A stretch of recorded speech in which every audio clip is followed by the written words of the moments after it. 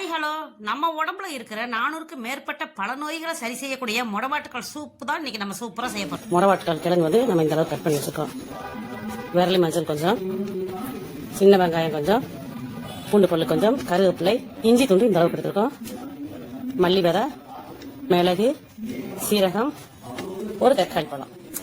இப்போ இது எல்லாத்தையும் நம்ம தண்ணி ஊற்றி நல்லா நைஸாக அரைச்சிட்டுக்கலாம். இப்போ நான் வந்து அம்மிக்கல்ல தான் அரைக்க போகிறேன். ஃபர்ஸ்ட் நம்ம மங்களகரமாக விரலி மஞ்சள் வச்சு அரைச்சிக்கலாம். அதில் எடுத்து இஞ்சி துண்டு வச்சுக்கலாம். மல்லி, சீரகம், மிளகு மூணு ஒன்றா சேர்த்து அரைச்சிக்கலாம். தண்ணியை தெளிச்சு விட்டு நம்ம அரைச்சிக்கலாம். முடவாட்டுக்கால் அப்புறம் 1-2 இந்த மாதிரி தட்டி வச்சிருக்கோம். வெங்காயம், வெள்ளைப்பூடு, கருவேப்பிலை 1-2 தட்டி வச்சிருக்கோம். சீரகம், மிளகு, விரலி மஞ்சள், இஞ்சி, தனியா இது எல்லாத்தையும் தண்ணி ஊற்றி நல்லா நைஸாக அரைச்சிருக்கோம். தக்காளி பழத்தை வந்து இந்த மாதிரி 1-2 நசுக்கி வச்சிருக்கோம். இது அம்மிக்கல் கழுவுன தண்ணி. சூப் செய்யறதுக்கு ஃபர்ஸ்ட் நம்ம அடுப்பு பற்ற வைக்கலாம். நல்லெண்ணெய் 2 ஸ்பூன் அளவுக்கு நம்ம ஊற்றிக்கலாம்.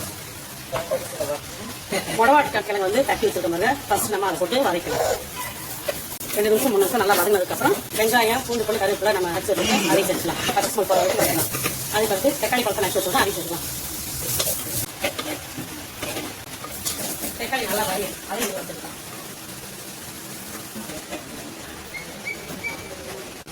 இன்னும் கொஞ்சம் தண்ணி அந்த அளவுக்கு தேவையா.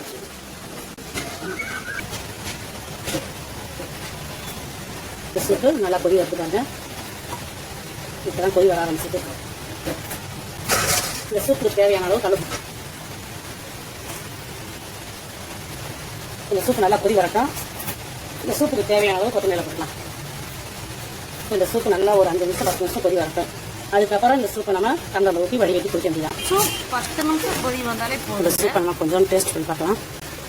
உப்பு, பெப்பர் காரம்லாம் எப்படி இருக்குன்னு பார்க்கலாம். உப்போட அளவுலாம் கரெக்டாக இருக்குங்க. பெப்பர் தூள் காரம் தான் பத்தலை, அதனால நம்ம பெப்பர் பொடி கொஞ்சம் சேர்த்துக்கலாம். உங்களுக்கு பெப்பர் தூள் எந்த அளவுக்கு தேவையோ அந்த அளவுக்கு நீங்கள் சேர்த்து. அவ்வளோதான் ஃப்ரெண்ட்ஸ், இன்னைக்கு நம்ம நல்ல ஒரு அருமையான டேஸ்ட்டில் முடவாட்டுக்கால் கிழங்கு சூப் சூப்பராக செஞ்சுருக்கோம். முடவாட்டுக்கால் கிழங்கு சூப்பு கொஞ்சம் டேஸ்ட் பண்ணி பார்க்குறேன். இப்போ உடம்புல இருக்கிற பல நோய்களை சரி செய்யக்கூடிய இந்த முடவாட்டு கிழங்கு சூப்பை தொடர்ந்து குடிச்சு வரதுனால கை கால் வலிக்கு ரொம்ப நல்லது. முடவாட்டுக்கால் கிழங்கு சூப்பு குடிக்கிறது ரொம்ப ரொம்ப டேஸ்ட்டாக சூப்பராக இருக்குது. ஆட்டுக்கால் சூப்பு செஞ்சு சாப்பிட்றதா எப்படி இருக்குமோ அந்த அளவுக்கு டேஸ்ட்டாக சூப்பராக இருக்குங்க. இந்த முடவாட்டுக்கால் கிழங்கு சூப் வந்து வெஜிடேரியன் சாப்பிட்றவங்களும் இந்த சூப்பை குடிக்கலாம். நான் இது வரைக்கும் இந்த சூப்பை வந்து வீட்டில் செஞ்சதே கிடையாது. இப்போ தான் ஃபர்ஸ்ட் டைம் செஞ்சுருக்கேன். இந்த சூப் வந்து நம்ம வீட்டில் செஞ்சதுனால ரொம்ப டேஸ்ட்டாக சூப்பராக இருக்குது.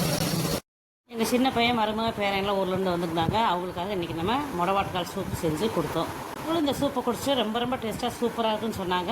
ஃப்ரெண்ட்ஸ், இந்த வீடியோ பிடிச்சிருந்தா லைக் பண்ணுங்கள், ஷேர் பண்ணுங்கள். இது வரைக்கும் நம்ம சேனல் சப்ஸ்கிரைப் பண்ணாமல் தான் சப்ஸ்கிரைப் பண்ணிக்க. மீண்டும் சந்திப்போம்.